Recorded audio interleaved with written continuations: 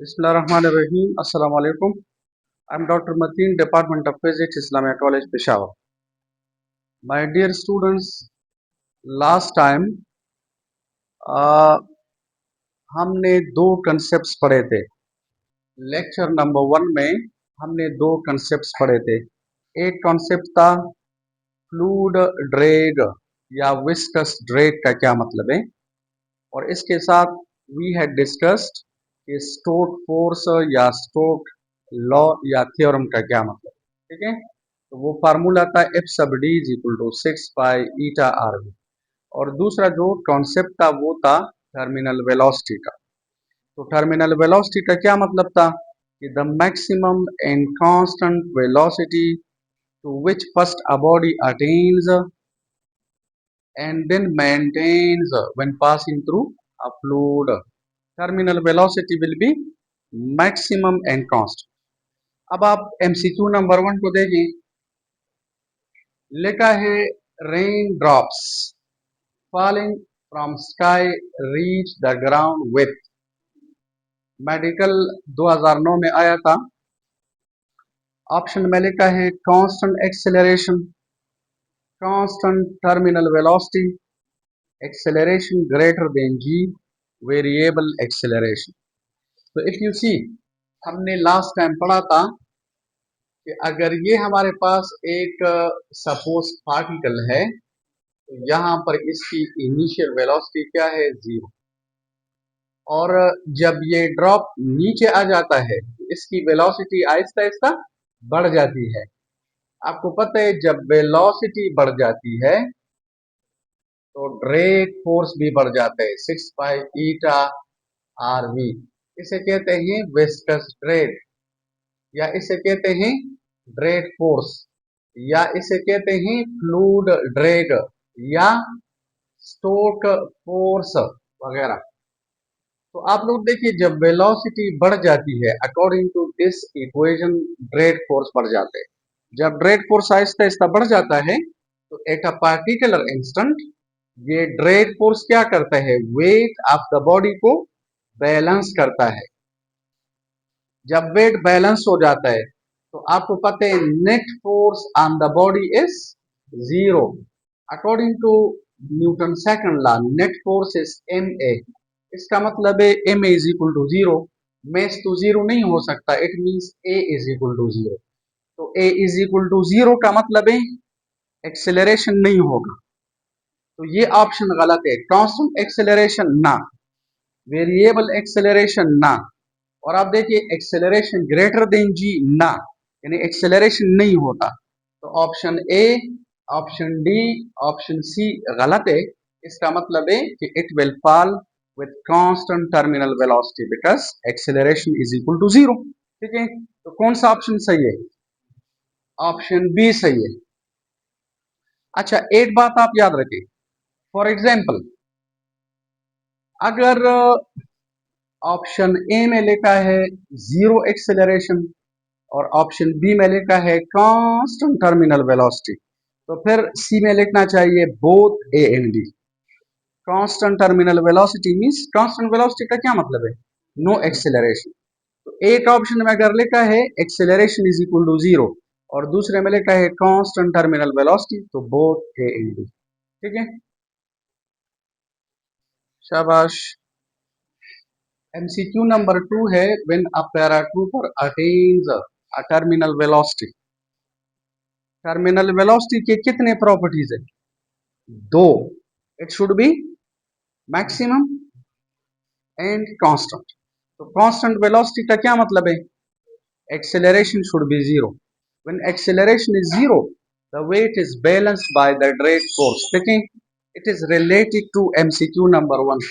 दोबारा आप देखें, अगर ये पार्टिकल नीचे आ रहा है सपोज हवा में, फ्लूइड में, तो इनिशियल वेलोसिटी 0 है। जब ये पार्टिकल नीचे आ जाता है तो व्हाट हैपेंस, वेलोसिटी ज्यादा ज्यादा ज्यादा।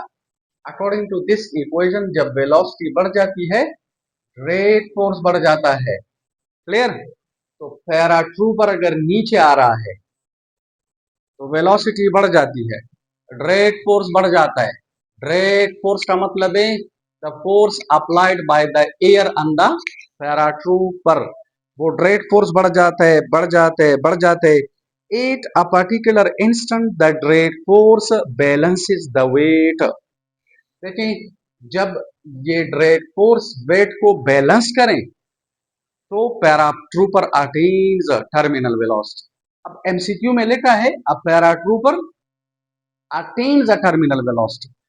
अगर पैराट्रूपर टर्मिनल वेलोसिटी से नीचे आ रहा है तो it means acceleration is zero. Acceleration is zero means the weight is balanced by the drag force. जब weight और drag force आपस में balance करते हैं, the net force on the paratrooper is zero, and we can say that the paratrooper is coming downward with a constant velocity which is called terminal velocity. तो आप मुझे ये बताएं कौन सा सही है? इन ऑप्शंस में से कौन सा सही है? ऑप्शन सी, तेज बोले, option C, the drag force is balanced by the wait.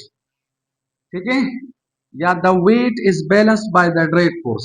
जब पैराट्रूपर टर्मिनल वेलोसिटी से नीचे आ जाता है तो ये तब पॉसिबल है, कांस्टेंट वेलोसिटी तब पॉसिबल है when acceleration is zero. Acceleration zero तब पॉसिबल है when the net force is zero. The net force zero तब पॉसिबल है when weight is balanced by the drag force.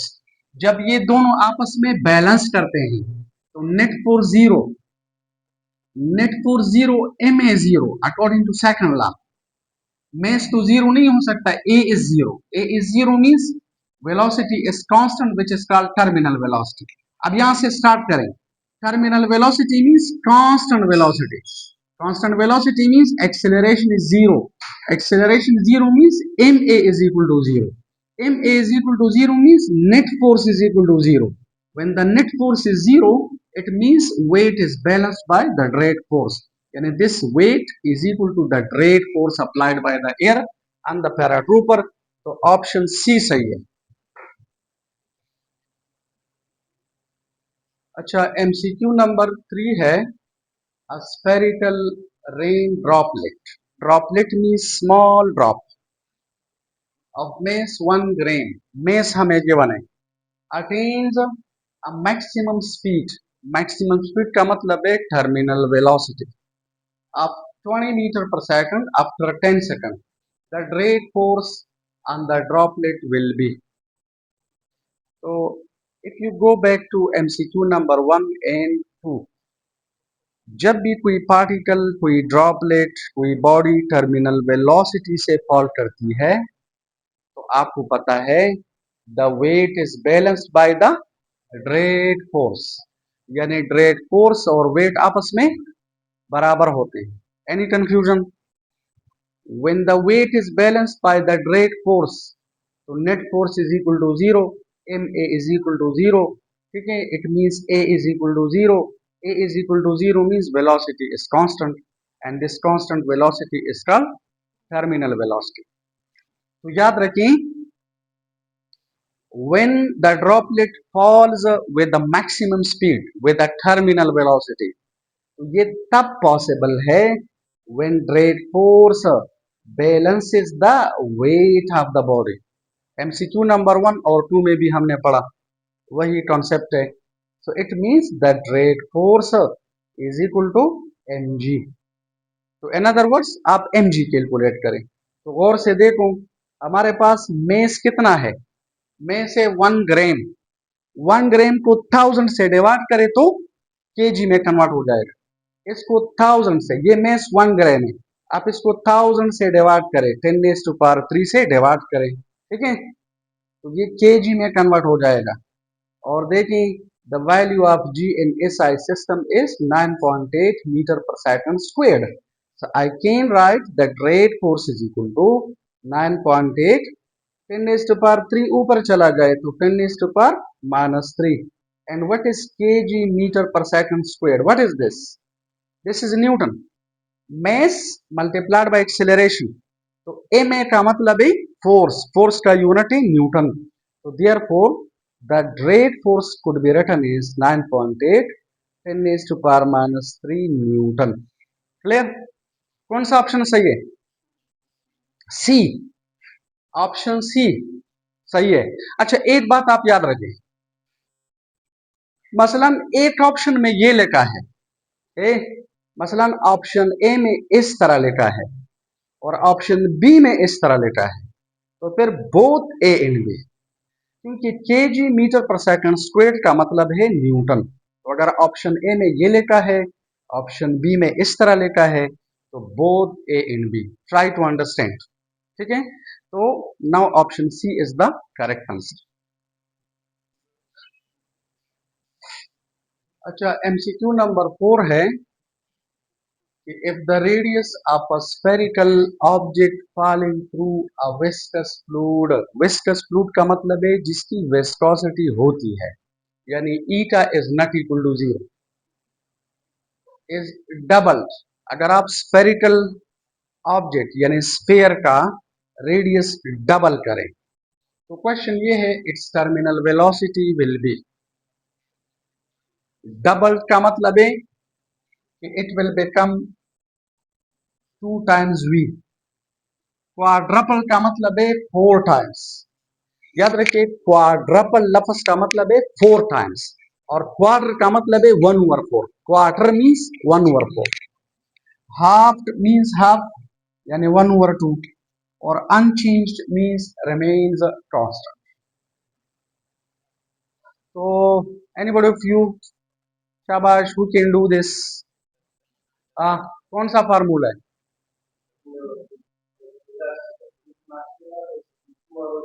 Yes, yes, you are right. Shabash, you are right. We will have to apply that formula in which there is r squared.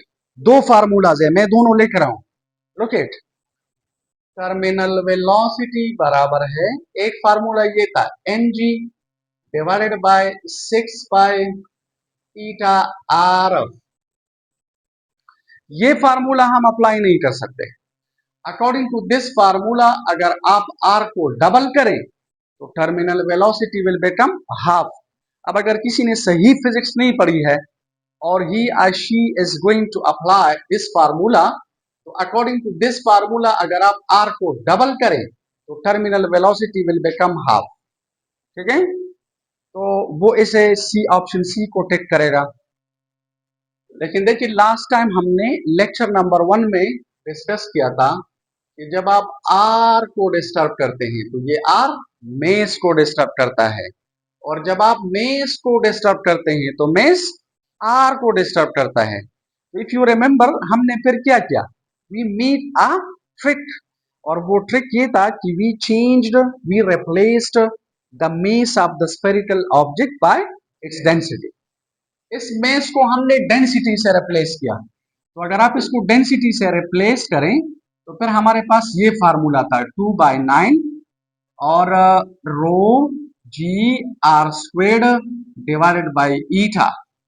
अगर आप इनको constant रखें तो equation हमें बता रही है terminal velocity is directly proportional to R squared. Density का कमाल ये है कि सेम ऑब्जेक्ट का मेस आप ज्यादा करे कम करे, आर कम करे ज्यादा करे, डेंसिटी डज नॉट चेंज। ठीक है, आप 1 ग्रेन स्टील ले लें और 1 केजी स्टील ले ले, 10 केजी स्टील ले ले, डेंसिटी डजंट चेंज। क्लियर?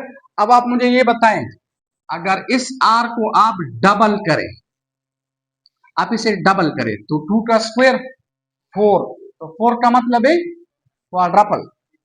तो याद रखें, ऑप्शन बी सही है। अगर आप रेडियस को डबल करें तो प्लीज रिमेंबर, जो टर्मिनल वेलोसिटी है it is going to be quadrupled, यानी टर्मिनल वेलोसिटी 4 टाइम्स बढ़ जाती है।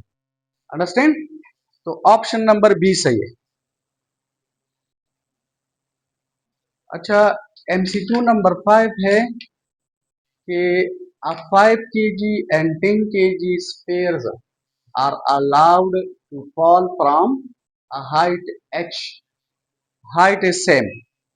At the same time, if v1 and v2 are their terminal speeds respectively का मतलब है कि v1 5 kg की टर्मिनल स्पीड या वेलोसिटी है और v2 10 kg की स्पीड या टर्मिनल वेलोसिटी है। रेस्पेक्टिवली मींस अलल तरतीब, तरतीब से, यानी v1 इसकी टर्मिनल स्पीड है, v2 इसकी टर्मिनल स्पीड है।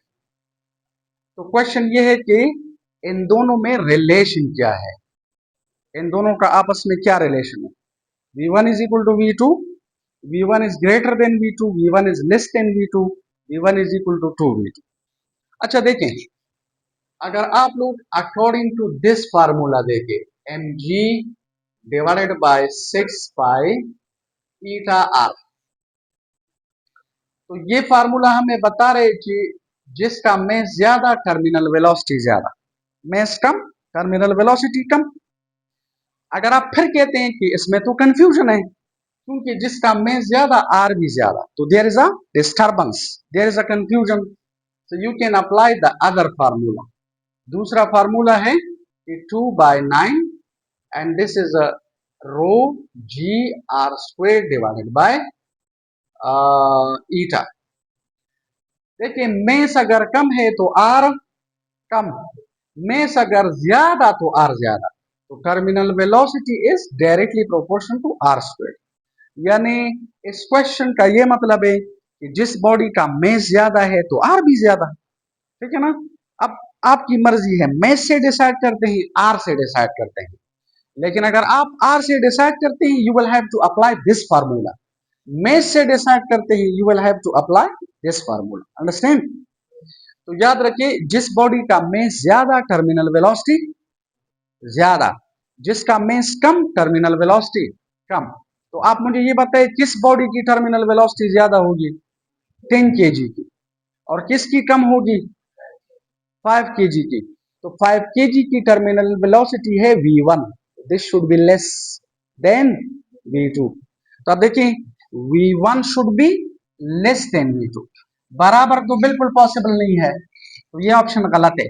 v1 is not greater than v2 because 5 kg कम है, तो ये भी गलत है। और v1 is not equal to 2v2, ये भी गलत है। तो सही ऑप्शन है v1 is less than v2, understand.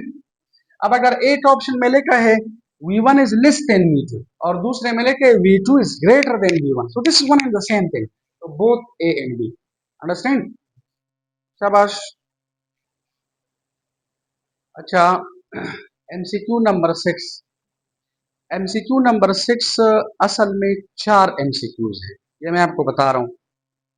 लिखा है two balls of would and iron of the same size, same size का मतलब है दोनों का आर सेम है, ठीक है।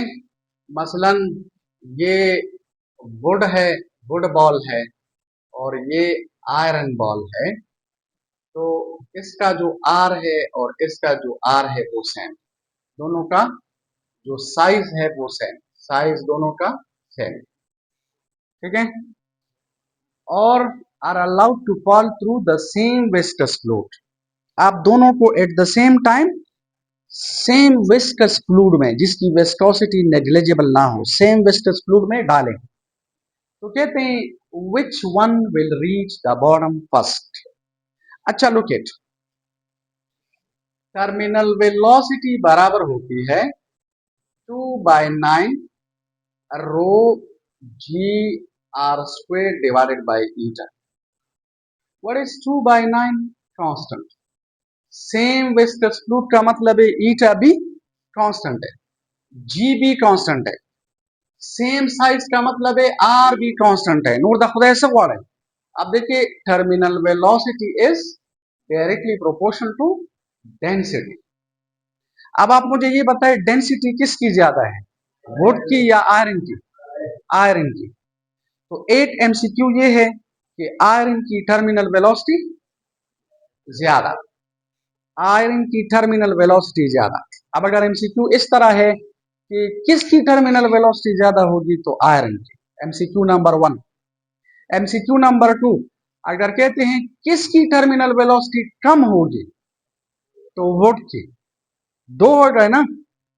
अच्छा, अगर कहते हैं which one will reach the bottom या the ground whatever first, तो आपको पता है जिसकी टर्मिनल वेलोसिटी ज्यादा वो लेट बॉटम की तरह जाएगा, और जिसकी टर्मिनल वेलोसिटी, ठीक है ना, कम है, ठीक है ना। जिसकी टर्मिनल वेलोसिटी ज्यादा है तो वो जल्दी से, और जिसकी टर्मिनल वेलोसिटी कम है वो लेट। तो देखिए इस तरह, यानी टाइम में वो इनवर्स रिलेशन है। लुक एट, आयरन की डेंसिटी, आयरन की डेंसिटी ज्यादा, तो डेंसिटी ज्यादा का मतलब है टर्मिनल वेलोसिटी, टर्मिनल वेलोसिटी ज्यादा ज्यादा ज्यादा ज्यादा, तो ज्यादा मींस वो लेट गेन करेगी, टर्मिनल वेलोसिटी लेट गेन करेगी। अंडरस्टैंड, ये टर्मिनल वेलोसिटी लेट गेन करेगी, और वुड की टर्मिनल वेलोसिटी कम है तो वो जल्दी। तो आप देखिए इसकी टर्मिनल वेलोसिटी जल्दी से कांस्टेंट हो जाती है, और इसकी टर्मिनल वेलोसिटी जल्दी से कांस्टेंट नहीं होती, यानी वेलोसिटी कंटिन्यूअसली बढ़ जाती है, बढ़ जाती है, बढ़ जाती है। तो अब आप खुद डिसाइड करें, which one will reach the bottom first, iron, which one will reach the bottom first, iron. अगर कहते which one will reach the bottom later तो वुड, लेकिन अगर इस तरह जाए कि which one will gain the terminal velocity first तो wood, which one will gain the terminal velocity later तो आयरन। तो ये असल में 6 एमसीक्यूज हो गए। अब आप मुझे ये बताएं, बॉटम की तरह कौन जल्दी से रीच करेगा, आयरन, तो iron ball, this is iron ball. देखें, आयरन की टर्मिनल वेलोसिटी ज्यादा है, तो टर्मिनल वेलोसिटी ज्यादा का मतलब है कि वेलोसिटी इंक्रीज इंक्रीज इंक्रीज, तो वेलोसिटी जितनी बढ़ जाती है, ये बॉटम की तरफ पहले रीच करे, और इसकी टर्मिनल वेलोसिटी जल्दी से कांस्टेंट हो जाती है, तो बॉटम की तरह लेट जो है वो रीच करेगा। ठीक है, तो ऑप्शन नंबर बी सही है। ठीक है, थैंक यू वेरी मच।